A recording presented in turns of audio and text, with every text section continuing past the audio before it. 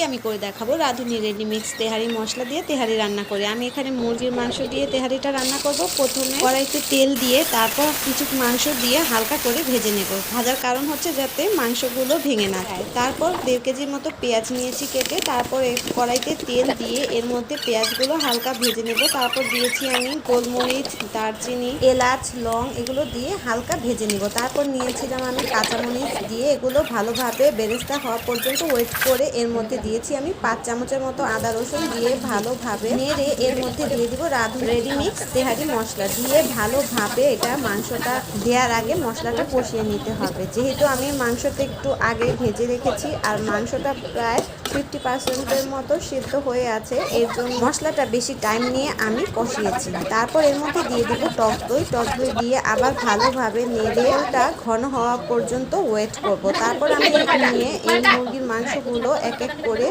তেহারির ঝোলটার মধ্যে দিয়ে দিব। এরকমভাবে তেহারি রান্না করে দেখবেন ভেজে মাংস কখনোই ভাঙবে না বিরিয়ানি অথবা তেহারিতে। তারপর এর মধ্যে আমি লবণ দিয়ে দিব। লবণ দিয়ে ভালোভাবে মিশিয়ে নেব। একদম ঝোলটা আরও ঘন হয়ে আসা পর্যন্ত নাড়বো আর একটু পরপর চেক করে দেখবো যে ঝোলটা ঘন হয়ে এসেছে কিনা। তারপর এই পর্যায়ে আমি নামিয়ে ফেলবো। তারপর এখন সিদ্ধ আলু আমি কড়াইতে ভেজে নেব। ভেজে নেওয়ার পর কড়াইতে তেল দিয়ে এর মধ্যে পাতা, লং, দারচিনি, এলাচ দিয়ে কাঁচামরিচ দিয়ে ভালোভাবে নেড়ে গরম পানি দিয়ে দিব। আমি 1.5 কেজি করে রান্না করেছি 2 বারে। এর মধ্যে আমি দিয়ে দেবো টক দই, লেবু, তারপর ভিজিয়ে রাখা পোলাও চাল দিয়ে ভালোভাবে নেড়ে দিতে হবে। 70%-এর মতো যখন রান্না হয়ে যাবে তখন মশলা আর মাংসটা দিয়ে দিব। দিয়ে আলুগুলো একসাথেই দিয়ে দিব, দিয়ে নেড়ে দিব। নেড়ে একদম